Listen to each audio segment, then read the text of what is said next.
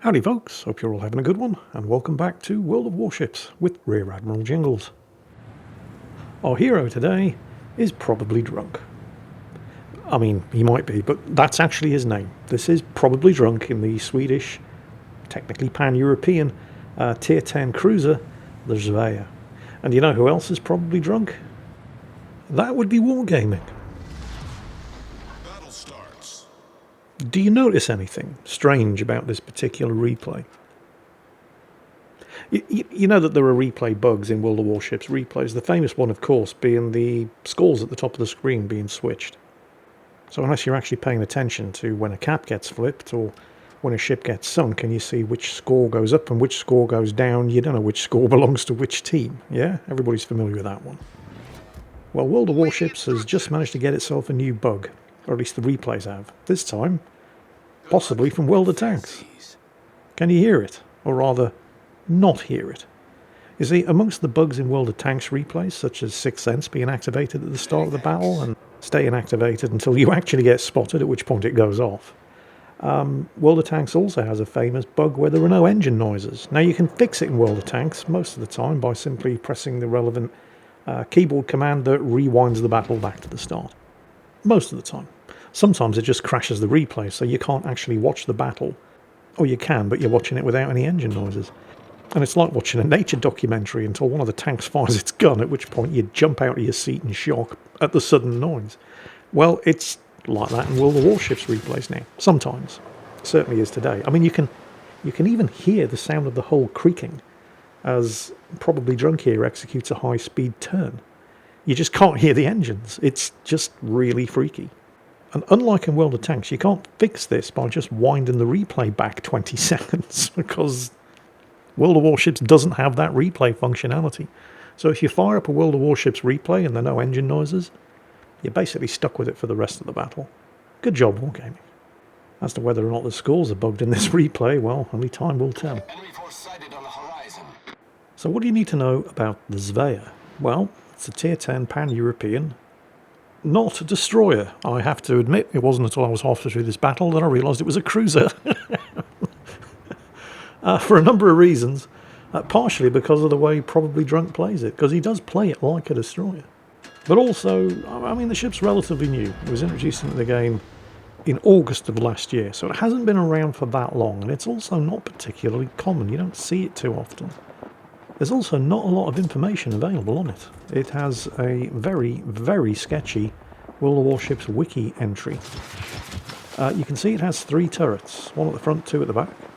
The one at the front has 3 6-inch guns, and the 2 at the rear both have 2 6-inch guns for a total of 7, which is not a lot, but they do have a quick reload. And the turrets are actually pretty good, with a decent rotation speed.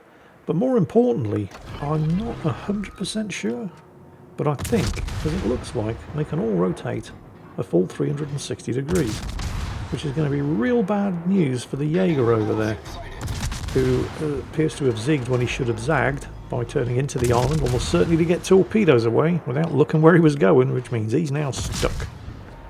But look at the rear turrets on the Svea. It's Probably Drunk turns to port here in order to take advantage of the island cover. Notice how the rear turrets are able to keep pointing in the direction of the Jaeger rather than having to traverse a whole 270 degrees the other way around, which would be the case in most other cruisers. Also, it has torpedoes, 1 launcher on each side, and it has a smoke screen, and it has an engine. But you can see why I thought this thing was a destroyer. Hang on, Jingles, looks like he's got a radar. Well, yeah, but there are other pan-European, Swedish destroyers that have radar, the Småland, for example, so, yeah. Look, I know I'm crap, right? But you can see why it would have been, maybe not easy, but at least possible to make this mistake.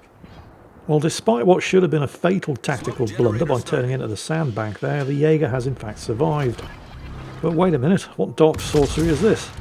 Yes, the Svea's radar only has a 55-second cooldown. Although there's something else that has a very, very short duration, as he claims first blood, knocking the Jaeger out, and now taking the cap circle here 100% uncontested. But yes, the other thing about the Svea that has a very, very short cooldown and a correspondingly short duration like the radar, is the smoke screen. Now, I ain't complaining here because it's not often you do get a cruiser with a smoke screen. Oh look, obvious Jaeger torpedoes are incredibly obvious. But the smoke screen on the Svea really operates more like a British destroyer smoke screen than anything else. Again, another reason why I always thought this thing was a destroyer. I mean, I know, despite the cruiser icon, yeah, I know, I get it. I didn't say it was intelligent, right? I'm just trying to explain it. But like the British destroyer smoke screens, it's really more of a get-out-of-jail-free card. It's not like an American smoke, which is emitted forever and stays around forever, allowing you to basically stay in the smoke for half the battle, pumping out high explosive shells on your enemy. Like the British smoke, this thing is only active, as in it only pumps out smoke for 10 seconds, and that smoke only remains in the battlefield for 40 seconds. So this is not something that you use to farm damage with your high explosive shells on poor defenseless battleships. This is something that you use to get the hell out of Dodge, or allow yourself to go undetected when you find yourself exposed and vulnerable, and stay undetected by taking your finger off the trigger and giving the poor sods working the ammunition hoists a breather for a minute. As you can see, Probably Drunk really is playing this thing like a destroyer. Rushed a cap circle early, fought the contest for the cap circle against an enemy destroyer, won it, and is now hugging an island and defending the cap against all comers. Well, I suppose technically you could say that this is what American light cruisers do. In particular, ships like the Atlanta. Just find an island, become one with the island, hug that island as if your life depended on it, because it actually does, and then rain high explosive death and destruction down upon your enemies. Except with the Svea it's 6-inch high explosive, with the Atlanta it's 5-inch, and the Svea's guns actually have decent range and the Atlanta doesn't, and Svea has a heal, the smoke, and okay, it's actually nothing. Nothing whatsoever like the Atlanta. Probably Drunk's team have just lost their 3rd ship. Hey! And the friendly Jutland has just equalised by torpedoing the Cabarops. Well, hasn't equalised, they're still down 1 kill. But they are up 1 cap circle.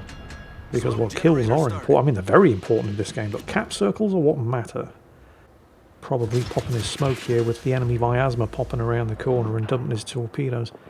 Ironically, this was actually far more dangerous for Probably Drunk than I thought it was, because at this point I still thought this ship was just a really big destroyer. And I thought, well, sure, I mean, the miasma's guns are pretty nasty. In fact, all those guns are pretty nasty, but destroyers don't have citadels. True, you can't citadel a destroyer. This isn't a destroyer. And I still hadn't realised. What can I say? I'm crap. It's got double fire there, that's good. Try and spread it around a bit. Get some fires going on the pad 3. Oh yeah, super ships. Both teams have 1. Not that that really matters. What matters is that the second he pulls the trigger here, now the smoke's expired, he is going to get spotted. And there's a Brisbane. Yeah, that guy. That's the big danger right now. Now the smoke's going to be back in 3 seconds, and I really think he needs to use it because that thing will mess you up. Yep, he's using the smoke.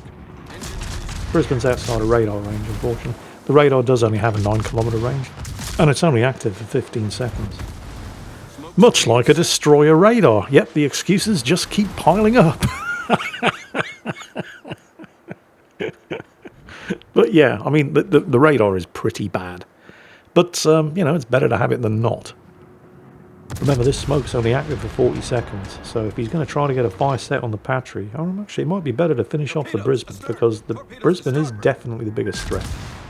Oh, where did those torpedoes come from? That's a brace of 5 torpedoes. That's probably the enemy Shimakaze. They do have 1 destroyer left, the Shimakaze, and he was last spotted down there in the direction of Cap Circle Alpha. And the Shimakaze does have quintuple torpedo launchers.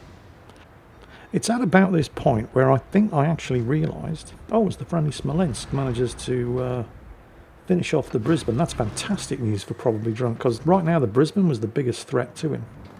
But it's at about this point where I realised that the Svea was not actually a destroyer. Because with those torpedoes, I was suddenly trying to calculate exactly how many destroyers were left. And okay, the enemy team's got 1, that's the Shimakaze, he's over by Alpha. Probably Drunk's team had 2. But I'm seeing a Jutland and a Tromp, and probably drunk. So how can there not be 3? Oh. Oh. It's not a destroyer. This is the point when the penny dropped. It's also more or less the point where the enemy team start getting serious and start to push up and take this central cap circle of Bravo that probably drunk has not only captured but has also successfully been defending this entire battle. Because I don't know if you've noticed, I think probably drunk has, and he's probably getting very, very nervous around about now, but his team no longer have 2 cap circles. I mean, neither do the enemy team, but this central cap at Bravo is now contested. And it's the enemy Zhao and the enemy Missouri. And that's incredibly bad news, because the Missouri has radar. And you are in radar range. And probably drunk sees the danger he's in, but he's going to have to be extremely careful about how he gets out of it. There's the radar. He's already started moving away, but he needs to keep as much of this island as possible between himself and all of those battleships and heavy cruisers, or he's a dead man. He's got to creep out of radar range, avoiding as much damage as possible, and then save that smoke screen for if the Zhao starts feeling brave and pokes out around the corner. He has the option of ducking out around the island there and getting out of line of sight and line of fire, but that would mean giving up the cap circle to the Zhao. And he didn't take this thing to give it up as easily as that. Now the Zhao is low on health, but it's not some, I mean the Zhao can do a lot of damage to a light cruiser, especially at these kind of ranges, but it's the spotting that the Zhao's doing, and in particular the Patry at the back there. And nailing the Zhao did not allow him to go undetected, which is what he was hoping for, so he is forced to use the smoke screen. Oh, survives the next barrage from the Patry, but the Zhao has been taken care of, and there's nobody else in the cap circle, so cap has been successfully defended. Looks like the Missouri chickened out at the last minute.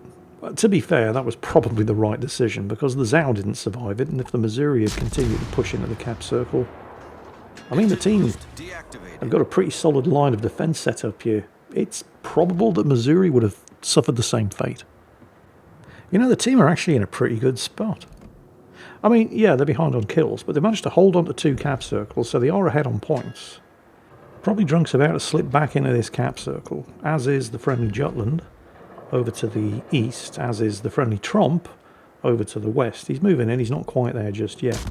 They still have the 1 battleship to give themselves some long-range fire support, and they've got a Sejong who's, well, he's moving in from the east. He's in open water though, so he's probably going to want to find himself an island he can tuck himself behind and do that thing that Sejongs do, much like the Zvea here.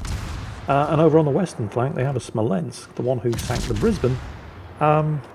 He's doing a pretty good job of bottling up any chance of that Shimakaze getting around here and misbehaving. So they've got a decent defence. It's 100% up to the enemy team to take the chances here, because they're the ones losing. They're the ones that only have the 1 cap circle. They need to take this central cap. And while Probably Drunk's team do have a good defensive line set up, it's a bit on the thin side, and it could all go to shit if they so much as lose 1 ship and they've just lost the Smolensk, torpedoed by the Shimakaze. That's not good. It's especially not good for the Republic, because he's probably going to be the Shimakaze's next target. Now, if the enemy team put their man pants on, take their brave pills and all push at the same time, this could be very, very bad. And the Republic's gone down, and it wasn't to the Shimakaze, he was sunk by the Patry. This is getting much, much worse. Very, very quickly. The biggest problem they have right now, well, aside from the Tromp or the Jutland trying to do something brave and failing and getting themselves killed, which they might yet do. Oh, big torpedoes on the Shikishima. Those look like deep water torpedoes. I think that was the Sejong, although it was probably Drunk who managed to get the kill. He had already set the Shikishima on fire. But yes, the biggest problem that the team are likely to have is going to be that Shimakaze, because it by far out-stealths everything else on Probably Drunk's team. Although the Missouri with its radar isn't exactly nothing. That thing definitely needs to die. But then again, there's a low health Venezia over there. Oh, so many choices. The Missouri's closing in. And, well, the smoke screen only lasts 40 seconds and it's completely worthless against radar anyway. Switching his fire to the Venezia now. And he's got him! Now, because the Missouri isn't stupid, it sees a smoke screen, it's going to wait until it gets into radar range, it's going to pop his radar. Well, I'll say he's not stupid, I don't know, he might be. But you can't plan on your enemies being stupid. Or you can, but, well, you'll end up getting your ass killed when they turn out not to be. So, plan on them being competent and manoeuvre accordingly, which is why he's ducking around behind the island, ready for that radar. Unfortunately, the Vyazma has just killed the Sejong, which means there's only 3 of them left here. The Jutland gambled on getting dangerously close to the Missouri there in order to get his torpedoes away. And I don't know, they look pretty good. They're going to need to be. Not quite, but there's a fire. Come on. No, didn't kill him. And you are spotted. And while you are technically not in open water, there's a lot of battleships left on the enemy team, and they can all lob shells over that island that you're currently hiding behind. The Missouri did not go down to the Jutland torpedoes. Unfortunately, the Jutland did go down. It's the Patry again. And since the Jutland was the one spotting the Missouri, and the Missouri's damage control is on cooldown, which means that's a permanent fire, and you need to get him sunk, Probably Drunk pops his radar. Now, he popped his radar to keep eyes on the Missouri, and he now no longer has a Missouri problem, and he does have a Kraken Unleashed. But the radar also alerted him to the presence of the Shimakaze. Now, whether that was blind luck, great timing, or both, no reason why it can't be both, because the radar's crap and only lasts 15 seconds, while it doesn't allow him to hunt down and kill the Shimakaze, it does at least alert him to the Shimakaze being on his flank and give him time to dodge the inevitable Shimakaze torpedoes. But that was only 2 launches. Torpedoes ahead. Ooh, that was close. Yeah, the Shimakaze has 3 quintuple torpedo launches. But don't worry, he was probably drunk. Now, while the Zvea is remarkably stealthy, for a cruiser, it's never out spotting a Shimakaze. It's also not outrunning a Shimakaze. So now that he's the last ship left alive on his team, all that Shimakaze has to do is just kite away from him, keep him spotted, and allow the battleships on the team to pound him into oblivion. But remember, this radar only has a 55-second cooldown. And while the Shimakaze is substantially faster than the Zvea is also not slow. But he still only has 15 seconds of radar time to kill the Shimakaze before the radar expires, the Shimakaze goes undetected, and he will never catch him again. Enemy destroyer foundered. Well, that was lucky. That final 6-inch salvo certainly did some heavy lifting. And of course, with the Shimakaze being the only thing spotting him, that was the last chance the Vyazma and those 2 enemy battleships have of sinking Probably Drunk. Unless, of course, he does something incredibly stupid, like trying to win any harder than he already is. And a lot of people in these circumstances would be tempted to do exactly that, because he does have the stealth advantage over his 3 pursuers. I mean, 8 kilometers is really good for a cruiser, and he's got torpedoes. But you don't need to. Yes, okay, they've taken the cap circle at Bravo, but you've got a 150-point advantage over them. Okay, that advantage is narrowing, but you only have to keep that advantage for the next minute and a half, and you've won. Now, a lot's going to depend on what the Vyazma does, because if you look at where the Vyazma's last located position was on the map, he's about 30 seconds away from cap circle Charlie, and it's possible, maybe, that if he takes that cap, the enemy team may be able to catch up on points in the slightly more than 1 minute remaining. And while he may be probably drunk, that doesn't mean he's bloody stupid, because he's got a Patry chasing after him. So even if Probably Drunk was feeling adventurous, turning around and deal with the Patry would be suicide until he knows exactly where the Vyazma is. Patry's launched it. Turn your anti-aircraft guns off. Oh, wow, that was smart move there from the Patry, and it did work, because none of the enemy team have the radio location skill. So he launched his spotter plane to see if anything was going to shoot at it, which is exactly what happened until Probably Drunk turned his AA guns off. But it served the purpose of confirming to the Patry that he is heading in exactly the right direction, because he would have seen the anti-aircraft tracer. So if there was any doubt that running away was 100% the correct thing to continue doing, because he might be probably drunk, but that doesn't mean he's bloody stupid. He is in fact still running away. You remember I said the Vyasma could have potentially saved this, or at least thrown a considerable battlecruiser-sized spanner in the works by slipping into the cap circle at Charlie? He's just done it. There he is. He was last seen 30 seconds away from that cap circle 3 minutes ago. Which I think almost qualified this as an episode of a Game of Thrones. But, let's be generous and give him the benefit of the doubt. And congratulations to Probably Drunk in the Zvea for doing the smart thing, not trying to win any harder than he already was, earning himself not just the Kraken Unleashed, but also the Solo Warrior in the Tier 10 Pan-European Not Destroyer, even though it actually, and very embarrassingly, took me until today to realise my mistake. Hope you all enjoyed it, and as always, take care, and I'll catch you next time.